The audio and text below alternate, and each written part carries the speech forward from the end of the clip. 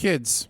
Throughout this episode, we see pretty much everyone on the streets pay their respects to Tommy through reverential nods and courteous greetings, but this is the only time we see people seemingly scatter from the street in fear. Kind of feels like this overreaction was more for the audience's benefit than Tommy's. Sir, this is her. The girl who tells fortunes. They're doing a magic spell to make her win a race. So does she tell the future or influence the future? Because those are two very different spells, and I think it's only fair that Tommy knows exactly what he's paying for. Also, cheating, in case you confused it with Birmingham, Alabama. Also, we wouldn't dare play the music, but playing Nick Cave's Red Right Hand in anything other than a Scream movie is a sin. This canters on for some time. Oh, look at this rube, driving on the wrong side of the road. England. What does a 10-year-old know about hell? Was Tommy ever 10 himself? I mean, what does a 10-year-old not know about hell? Being 10 is hell. Wedgies, name-calling, forced to wear winter jackets that keep your arms in an upright position for hours on end. I'd like to take this rare opportunity to send decorative plates in all their futility and the villain who created them. Said villain took the humble yet functional dinner plate and stripped it of any purpose other than to be a prized ornamental target for a stray baseball that somebody might have thrown at age 10. Naturally, such an occurrence may then lead to the cancellation of a promised trip to freaking Disneyland until they had learned the true value of freaking decorative plates. TV show expects us to believe that a house in 1919 has some of the best soundproofing known to humanity in the form of these two wooden doors that are apparently able to block out all of this hustle and bustle. Also, were these curtains supposed to be hiding these doors? I say, old boy, I can certainly hear a mighty din coming from somewhere, but by golly, these curtains have me rather vexed as to its origin. Also, if the Peaky Blinders make such a fuss to cover the entrance to their den of iniquities, then why wouldn't Tommy have enough sense to close the door behind him? Chalkboard, beer, loose change, excitement? Sudden Alan Grant! I hate it when a TV show makes me work for my exposition. Couldn't we have been shown all this information through a conveniently timed news report or a suspiciously specific flashback? And admittedly, we would have sent either of those, but at least I wouldn't have to do all this reading. Also, if this file is top secret, then why would it give away the topic of the contents on the cover? It could just say, for Inspector Campbell's eyes only. Also, this episode takes place in 1919, and this rap sheet has the term racketeering on it, which is, for one, an American phrase, and for two, was not coined until 1925. This is a rap sheet of lies. We're here today to take a vote on strike action. No one will be seated for the hot, sweaty strike action. All those who stood side by side with your comrades and watched your comrades fall. I swear Freddy says comrades 16 times in 5 minutes, just in case we confused him for a fascist.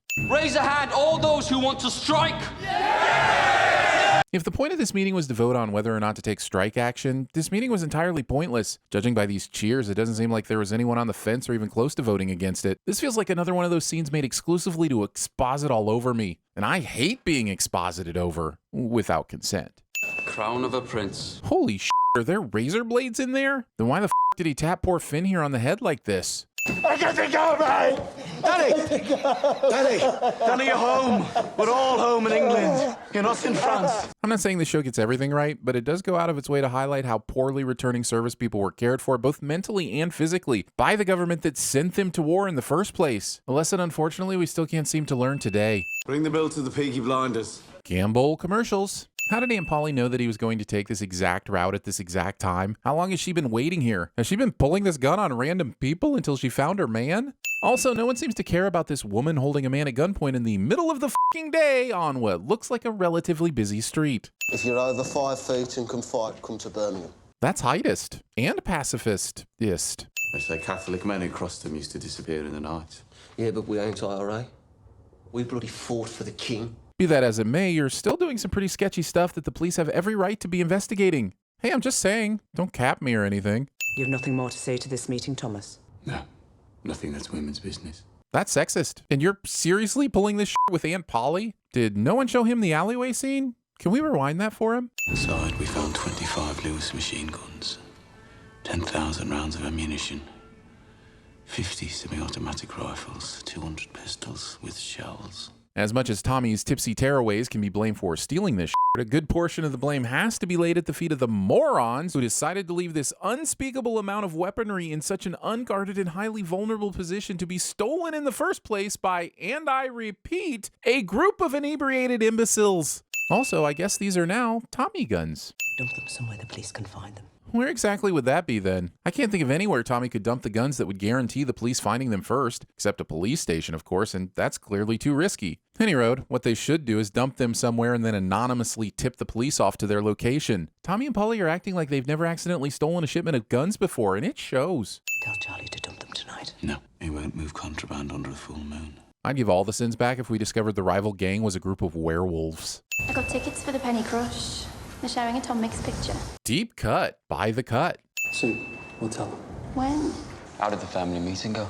Answering a question with a question. Grace has one shot to impress the landlord, and she chooses this bullshit cack-handed method to empty the pots? Why even pick up the bigger bucket? Leave the damn thing on the ground and pour the smaller pots into them using both hands, thus minimizing the amount of spittle-on-skin seepage. In Ireland, my singing made them cry and stop them fighting.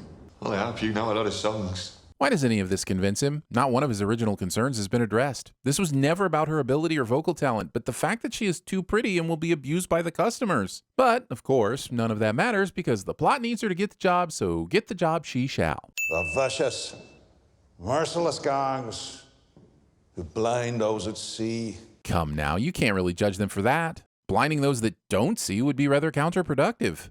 And like maggots if left to swell, they will eventually swarm like flies and spread their rotten philosophy across the country. My goodness, it's as if Campbell used a random simile generator, took all of the suggestions, shoved them in a metaphysical blender, and then put pen to paper to write this speech. And what I need to know is, how did he discover my method? Also, what the hell? That doesn't even look like Sam Neill. He is unfucking recognizable in this role, both in presentation and voice. He's intimidating, masterful, and I love it. Talk Irish to me, Sammy. And that takes some earning. Wow, this was a suspiciously well-timed entrance. Did Campbell rehearse this little production? See, ladies, when you're out with a blinder, you don't have to queue. But the British love queuing. How very unpatriotic of you, sir. For shame. Where you go? Like you later. What the Copper blocking. During Campbell's speech, he made it very clear that one of his goals was to stamp out police corruption. Nice to see him leading by example here with the good old clenched fist to the nose method of policing. Did he have a gun? No gun. Knife in his sock, cosh in his belt. Maybe he was just happy to see you. Are you a whore? Because if you're not, you're in the wrong place. Tommy survives this. Look, Grace, you're a friendly girl, but be careful.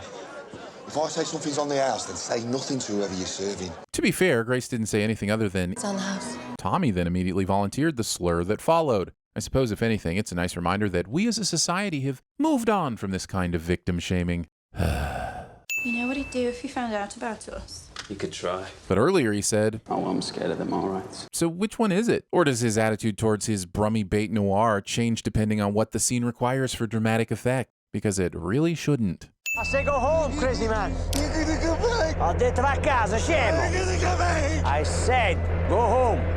Fix mayonnaise! In what way is approaching the clearly unstable Danny with a knife the best course of action? This seems like a very close-knit community, and judging by the reactions to his earlier episode, Danny's understandable mental instability seems to be fairly well known. At the very least, this gentleman should know that Danny is associated with the Peaky Blinders. So was he really intending on stabbing Danny and incurring their wrath? There is more train porn in this episode than the entirety of Murder on the Orient Express. And you might ask which version I'm referring to, and of course I'm referring to the best one. You know, the one that stars Alfred Molina. Love the hat, by the way. Hat fetishes. It's Beaver. Title of my sex tape?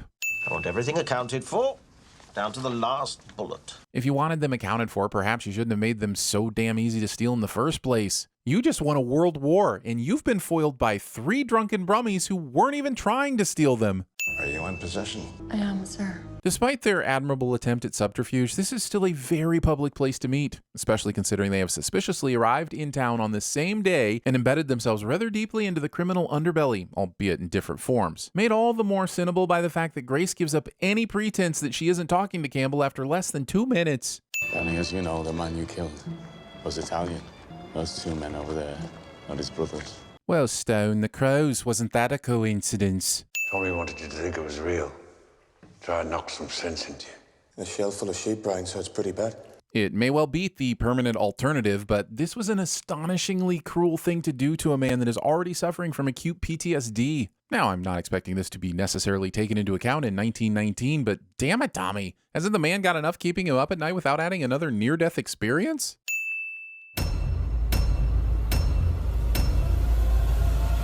fine. I just threw up in my mouth a little bit. You hear me? You tell them I'm coming! And hell's coming with me, you hear? By exploiting the workers, by hanging on to outdated imperialist dogma which perpetuates the economic and social differences in our society. If there's ever going to be any progress... And there's some lovely filth down here! And the very same goes for Ezekiel. Which brings us back to our starting point, the 9 tenets of constancy.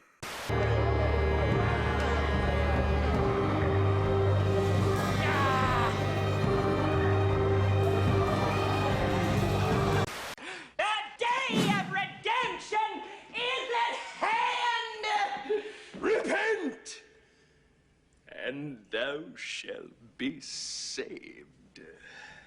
God, what happened to your eyes? Where we're going, we won't need eyes to see.